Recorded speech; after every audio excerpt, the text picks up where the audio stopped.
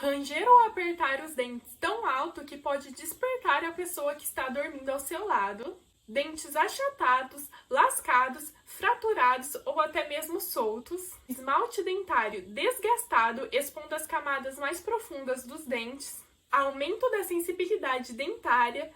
Dor na face ou na mandíbula. Dor que parece de ouvido, mas na verdade é consequência do bruxismo e até mesmo dores de cabeça.